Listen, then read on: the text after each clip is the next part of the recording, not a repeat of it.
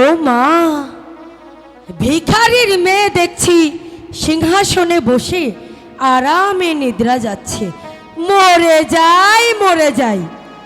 এই ওঠ বলছি, সিংহাসন থেকে নেমে পড় বলছি। বোন, তুমি আমার সঙ্গে এমন করছো কেন? এ তো ভারী অন্যায়।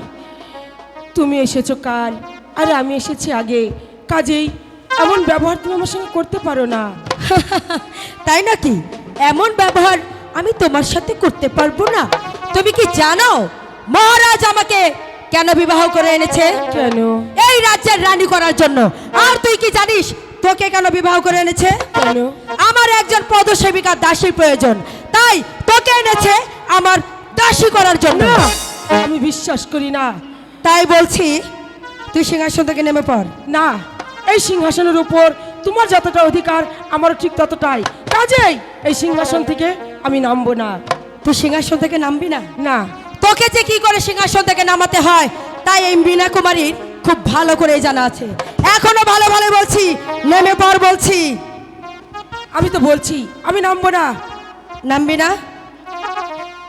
তুই কি জানিস আমাকে বিবাহ করার সময় মহারাজ এই রাজ্যখানা আমার নামে লিখে দিয়েছে।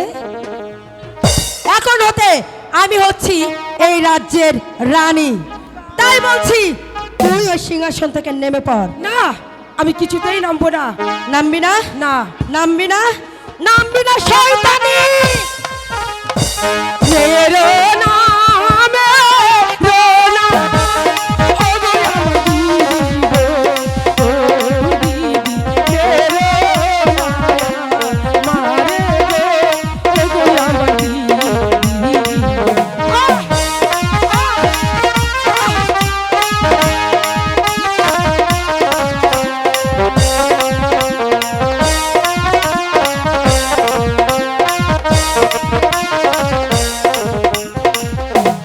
হাতে ধরি পায়ে ধরি আমার দিদি গো, ও দিদি, মেরো মায়া মারে গো, ও গো আমার দিদি।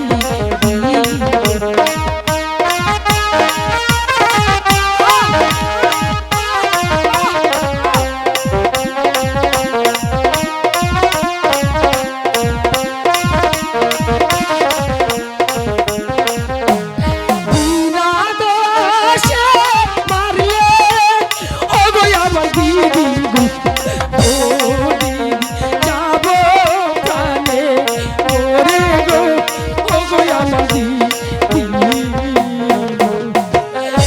তুমি কিভাবে মেরো না। বেরিয়ে যা, বেরিয়ে যা, বেরিয়ে যা বলছি শয়তানের কাছে। তাই যাচ্ছি মীরা কুমারী, তাই যাচ্ছি। তুমি মনে রাখো তোমার এই পাপের সাজা তুমি অবশ্যই পাবে। দূর হয়ে যা কলঙ্কিনী। এই কে আছিস? দাসীকে পাঠিয়ে দে। আমায় কেন স্মরণ করেছেন ছোট রানীমা? দাসী, এই পত্রখানা তুমি মহারাজের নিকট নিয়ে যাবে। তাকে বলবে ছোট রানী তার কক্ষে দেখা করতে বলেছে। ঠিক আছে, আমি তাই যাচ্ছি। আলো, তোকে আমি যেভাবে হোক এই প্রাসাদ থেকে তাড়িয়েই ছাড়বো।